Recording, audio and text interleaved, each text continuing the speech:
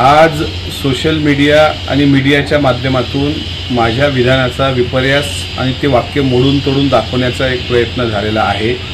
मगा पालखी सोहळ्याच्या निमित्तानं काही पत्रकार बांधव मला भेटायला आले होते आणि त्यावेळेस महायुतीबद्दल त्यांनी प्रश्न विचारला असता मी हेही त्यांना सांगण्याचा प्रयत्न केला की महायुतीमध्ये ठीक आहे, आमचे काही मतभेद ऑर्गनायझेशननंतर झाले असतील, पण ते आम्ही परत एकदा एकत्र आहोतच। महायुतीमध्ये आमचं स्थान भक्कम आहे। भारतीय जनता पार्टी आणि शिवसेना ही सुद्धा महायुतीमध्ये अजितदादांना त्यांनी मानाचं स्थान दिलं आहे। केंद्रात सुद्धा दादांचं मानाचं स्थान आहे।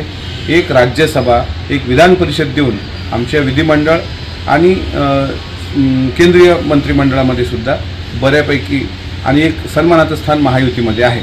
मात्र हे बोलत असताना पत्रकारांनी जो दुसरा प्रश्न विचारला, विधानसभेच्या पार्श्वभूमीवर वंचित बहुजन आघाडी जर आपल्यासोबत आली तर आपल्याला त्या बाबतीत काय भूमिका आहे, त्यावेळेस मी त्यांना म्हटलं की काँग्रेस पक्षाने जसं बाबासाहेब आंबेडकरांचा वारंवार अपमान केला त्याचप्रमाणे काँग्रेसने आणि महाविकास आघाडीने वंचितचे सर्वेसर्वा ॲडव्होकेट बाळासाहेब आंबेडकर यांनासुद्धा मानाचं स्थान दिलं नाही। शेवटी बाळासाहेब एक फार मोठं नाव या महाराष्ट्रामधलं आहे। त्यांनीसुद्धा महायुतीमध्ये जर ते आले आणि विशेषतः जर ते भारतीय जनता पार्टीच्या विचारधारेशी किंवा शिवसेनेच्या विचारधारेशी सहमत नसतील तरी महायुतीचा एक घटक पक्ष म्हणून आदरणीय अजितदादांसोबत जर आले तर महायुती पण भक्कम होईल, आपल्या मागासवर्गीय समाजाला पण न्याय मिळेल आणि बाळासाहेबांचं या महाराष्ट्रातलं स्थान पण अढळ राहील, या भावनेतून मी ते वक्तव्य केलेलं आहे। आणि बाळासाहेबांसारखा एक मोठा नेता आमच्या महायुतीसोबत जर जोडला गेला तर निश्चितच याचा प्रत्येकाला आनंद असेल, कारण महाविकास आघाडीने लोकसभेमध्ये त्यांना अपमानास्पद वागणूक दिल्याचं स्वतः बाळासाहेबांनी सांगितलं।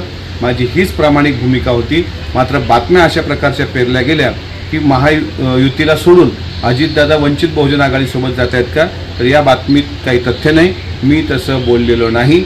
महायुतीमध्ये ॲडव्होकेट बाळासाहेब आंबेडकरांनी सहभागी व्हावं अशी विनंती आणि एक भावना मी माझ्याकडून व्यक्त केलेली आहे आणि निश्चितच यावर वरिष्ठ पातळीवरचा तो निर्णय असतो, अंतिम निर्णय तोच असतो, पण कार्यकर्ता म्हणून माझी ती प्रामाणिक भावना होती, ती मी मांडली।